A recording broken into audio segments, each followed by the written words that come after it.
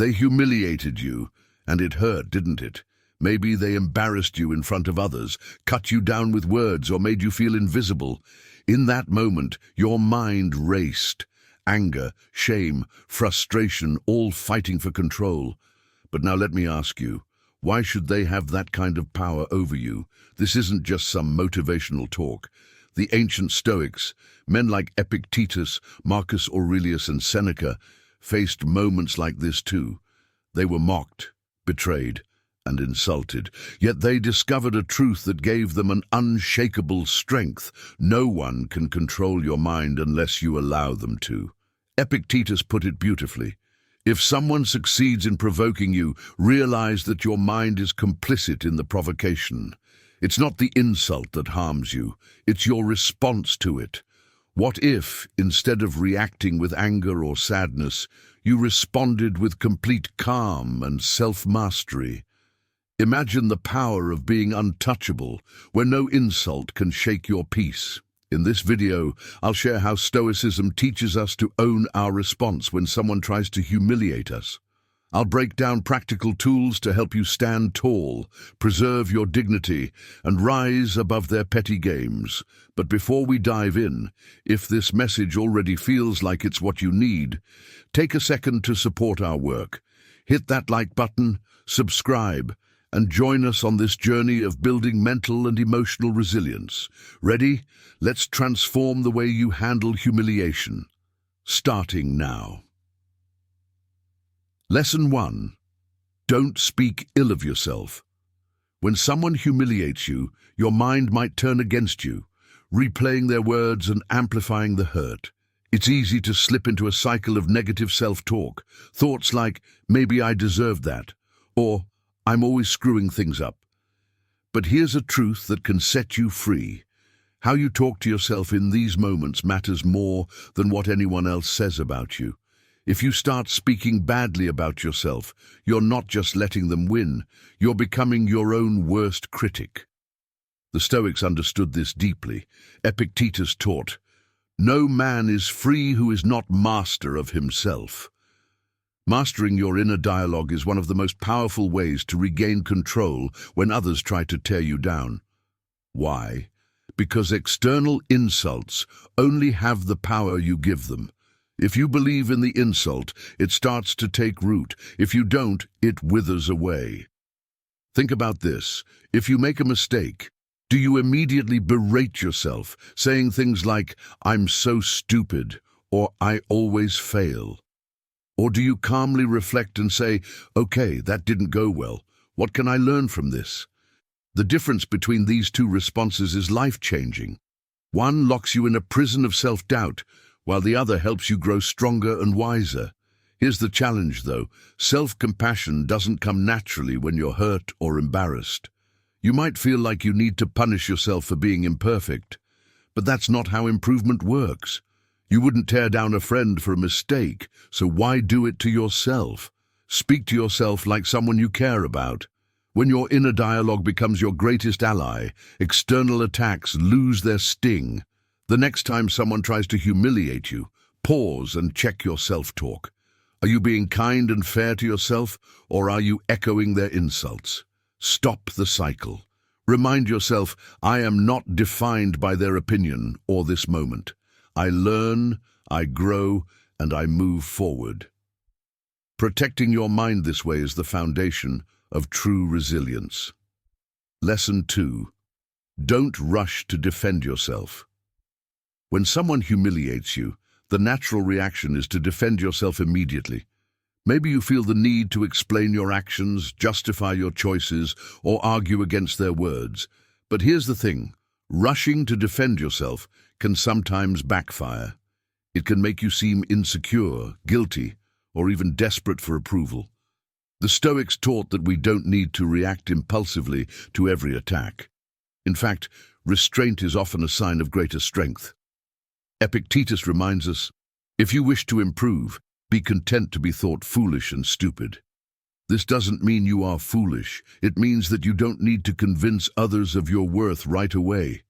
The wise person knows that truth and time will prove them right. Defending yourself immediately often gives the attacker more power because it shows that their words affected you. When you stay calm and composed instead, you're telling the world that their opinion doesn't control you. Think of a situation where someone tries to humiliate you in front of others. You might be tempted to argue back, saying things like, "That's not true," or "You don't understand." But imagine how powerful it would be if you simply paused, looked them in the eye, and responded with calm silence or a measured statement like, "You're entitled to your opinion." That moment of restraint can shift the energy of the entire interaction. The attacker expects you to react emotionally. When you don't, it often disarms them completely. This doesn't mean you should never defend yourself. If someone spreads serious misinformation that could harm your reputation, you can calmly correct them. But rushing to defend yourself over every little insult wastes your energy and gives away your power. Not every attack deserves your attention. Next time someone tries to humiliate you, resist the urge to immediately explain or argue. Take a breath. Ask yourself, is this worth my peace? Most of the time, the answer is no. By staying composed, you send a message. I'm not defined by your words. That's real power. Lesson 3. Control your emotional response. When someone humiliates you, your emotions can feel like a storm inside, rage, embarrassment, or hurt all surging at once. In moments like these, it's easy to let your emotions take control, leading you to lash out, cry, or shut down. But here's the truth the Stoics mastered. You can't always control what happens to you, but you can control how you respond to it. This is one of the most valuable lessons for maintaining your dignity and inner peace when faced with humiliation. Marcus Aurelius, the Stoic emperor, wrote, "You have power over your mind, not outside events. Realize this, and you will find strength." The Stoics understood that emotional reactions are often automatic, but what comes after that is within our control. You might feel anger welling up, but you don't have to act on it. You might feel humiliated, but you don't have to let it dictate your behavior. In fact, controlling your emotional response is what makes you truly powerful. Imagine you're in a heated situation where someone insults you in front of others. If you react impulsively, shouting back, storming out, or tearing yourself down, you may regret it later. But if you pause, breathe, and let the initial wave of emotions settle, you can respond from a place of strength and clarity.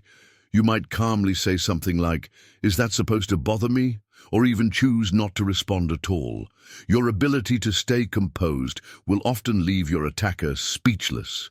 This isn't about suppressing your emotions. It's about giving yourself space to feel them without letting them control you. The Stoics practice something called premeditatio malorum, mentally preparing for difficulties before they happen. They would visualize scenarios where they were insulted or disrespected and practice how they would respond with grace and poise. You can do the same by reminding yourself that insults are temporary, but your character is permanent. The next time someone tries to provoke or humiliate you, take control of your emotional response. Pause, breathe, and choose how you want to react. By mastering your emotions, you prove to yourself and the world that you are stronger than any insult. Lesson 4. Don't take it personally. When someone humiliates you, it often feels personal, like they're attacking your very identity. It stings because you assume their words reflect some truth about who you are. But one of the greatest lessons from Stoic philosophy is that most of the time what others say or do has little to do with you and everything to do with them. Learning not to take things personally is key to protecting your peace of mind. Marcus Aurelius wrote, "Choose not to be harmed, and you won't feel harmed. Don't feel harmed, and you haven't been." In other words, you have the power to decide how much weight someone's opinion carries. If you allow every insult or criticism to cut deep, you're giving control of your self-worth to others. But when you realize that their actions often come from their own pain, insecurity, or misunderstanding, it's easier to detach and stay grounded. Think about a time when someone lashed out at you. Maybe a coworker criticized you harshly or a stranger made a rude comment. It probably hurt because you started to question yourself. Did I deserve that? Am I not good enough? But take a step back and ask, what might be going on in their world to make them act this way? Perhaps they were projecting their own frustrations onto you. Maybe they were jealous or dealing with something you don't know about. Their behavior says more about them than it does about you. Detaching yourself from other people's negativity doesn't mean ignoring constructive feedback. If there's truth in the criticism, acknowledge it and use it to improve. But if someone's words are meant purely to hurt or humiliate, recognize that they don't define your worth. By seeing their actions as a reflection of their own struggles, you free yourself from unnecessary pain. The next time someone tries to humiliate you, remind yourself, this isn't really about me. Protect your inner peace by refusing to internalize their negativity. You control your value, not their words. This mindset shift will help you remain confident and unshaken in the face of criticism. Lesson 5. Don't seek revenge. When someone humiliates you, the desire for revenge can be overwhelming. You might think, I'll show them, or they're going to regret messing with me. This need to get even can feel justified, but in reality, it only keeps you chained to the person who hurt you. Stoic philosophy teaches us that seeking revenge doesn't restore your dignity or peace. It drags you deeper into the conflict and makes you a prisoner of your emotions. Seneca wisely said, how much better it is to heal than to seek revenge from injury. Vengeance wastes your time and drags you down to the level of those who wronged you. When you focus on retaliation, you hand over control of your life to the very person who harmed you. Your mind becomes consumed by plotting and resentment. This bitterness doesn't hurt them nearly as much as it harms you. It keeps you stuck in a cycle of pain while they may have already moved on. Consider this. Has revenge ever truly made you feel better in the long term? Maybe you got back at someone who wronged you, and for a moment it felt satisfying. But that satisfaction fades quickly, often leaving you feeling emptier than before. On the other hand, when you rise above pettiness and refuse to stoop to their level, you maintain your integrity and peace. That's true power. This doesn't mean you have to accept mistreatment. Stoicism isn't about being a doormat. You can stand up for yourself by setting boundaries, calmly confronting disrespect, or removing yourself from toxic situations. But these actions come from a place of self-respect, not vengeance. You take control by focusing on your own growth and healing, not by obsessing over making someone else suffer. The next time someone humiliates or wrongs you, pause and ask yourself, what's more important, my peace or my pride? Let go of the desire for revenge. Instead, focus on your own well-being and success. In doing so, you free yourself from the power they tried to hold over you. True strength is in mastering yourself, not in trying to destroy others. Lesson 6. Focus on what you can control. When someone humiliates you, it can feel like your world is spinning out of control. You might obsess over why they did it, replay the moment in your mind, and wonder how others now see you. But here's the hard truth the Stoics understood. You cannot control other people's actions, opinions, or judgments. What you can control is how you respond. This shift in focus, away from the external and toward your inner world, is one of the most powerful tools for maintaining peace in difficult situations. Epictetus emphasized this principle when he said, "Some things are within our control, while others are not." He explained that trying to control things outside of ourselves only leads to frustration and misery. When someone humiliates you, you can't change their words or erase what happened. However, you can control your mindset. You can decide how much power you'll give their words and whether you'll carry the emotional weight of the moment with you. Think of it like this.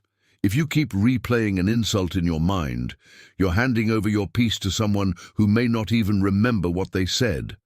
But when you focus on what's within your control, your thoughts, your emotional response, and your actions, you reclaim your power. You don't have to waste energy trying to control how others see you. Instead, you focus on strengthening your character and living by your own values. One practical exercise the Stoics used was to mentally list what's in their control and what isn't. Try it the next time you're humiliated. Ask yourself, can I control what they said? Number, can I control how others perceive the situation? Number, can I control how I choose to move forward? Yes. With this clarity, you can let go of the things that aren't yours to control and direct your energy where it truly matters. You may not be able to stop people from trying to hurt you, but you can choose how you let it affect your peace of mind. Remember, your true power lies in your ability to master yourself, not in controlling others. Focus on what you can control and watch how much lighter and stronger you feel. Lesson 7. Remember, this moment will pass. When you're humiliated, it can feel like the moment will last forever. The embarrassment, the hurt, the burning sensation in your chest, all of it seems permanent. But here's something the Stoics knew well. No matter how painful or overwhelming a situation is, it is temporary. Nothing in life lasts forever. This moment, like all others, will pass. By keeping this in mind, you can ease your suffering and stay grounded. Marcus Aurelius, the philosopher-emperor, often reflected on the fleeting nature of life. He wrote, "Think of yourself as dead. You have lived your life. Now take what's left and live it properly." While this might sound extreme, it's a reminder that life is constantly moving forward. Today's humiliation will become tomorrow's distant memory. What seems unbearable now will eventually lose its power over you, if you allow time to do its work. Think about past moments of embarrassment or humiliation. At the time, they felt like the end of the world, didn't they? But with distance, those moments probably don't carry the same emotional weight anymore. You might even laugh about them now. This is the power of perspective. Understanding that this too shall pass helps you endure the present moment with patience and grace. When you're caught in the intensity of the moment, try this. Pause and remind yourself that in a few days, weeks, or even hours, you'll likely feel very different about the situation. Focus on your breath. Ground yourself and let the emotions move through you without resisting them. Don't fight the pain. Accept it knowing it's temporary. Stoicism isn't about denying your feelings, but about gaining control over how much power those feelings have. By reminding yourself of the temporary nature of all experiences, good and bad, you learn to endure difficult moments with greater strength. The next time you feel trapped in humiliation, tell yourself, this won't last. It's just a moment in time. Life will keep moving, and so will you. With this mindset, you'll find it easier to let go of the pain and focus on what truly matters, your growth, your character, and your future. So we've walked through some of the most powerful lessons Stoicism offers for handling humiliation. You now know how to protect your peace by controlling your emotional response, focusing on what you can control, and refusing to let the moment define you. These ideas aren't just theoretical, they're tools you can apply to your everyday life to become unshakable. Imagine how much stronger you'll feel next time someone tries to put you down. Imagine standing there with calm confidence, knowing their words can't touch your core. That's the power of these lessons. But here's something really important. Philosophy doesn't end with just learning. It's about doing. The Stoics believed in praxis, putting knowledge into action. So now, I want to hear from you. I'm challenging you to reflect on a moment when someone humiliated you. How did you react at the time? And now that you've heard these Stoic lessons, how would you handle it differently? Drop your thoughts in the comments. I want to read your stories. Trust me, your experiences might inspire someone else who's struggling with a similar challenge. And while you're here, take a second to hit the like button. You made it this far, which tells me you're serious about mastering your mind and becoming stronger. Liking the video helps more people discover these lessons. And who knows, you might just be the reason someone else learns how to stay resilient today. Oh, and if you haven't subscribed yet, what are you waiting for? You've just unlocked some powerful Stoic insights, and we've got even more coming your way. Practical wisdom to help you stay unbreakable in the face of life's challenges. By subscribing, you'll be joining a community of people committed to self-mastery, just like you. Plus, you won't miss out on the next video where we go even deeper into Stoic strategies for success, peace, and purpose. Lastly, let's have a bit of fun. If any of these lessons really hit home, I want you to comment just one word: mind. Let's surprise everyone in the comments with how many of us are leveling up mentally. Trust me, when others see it, they'll be curious. And that curiosity might just be the spark that changes their life too. Thanks for watching. Now go out there and live like a Stoic. You've got this.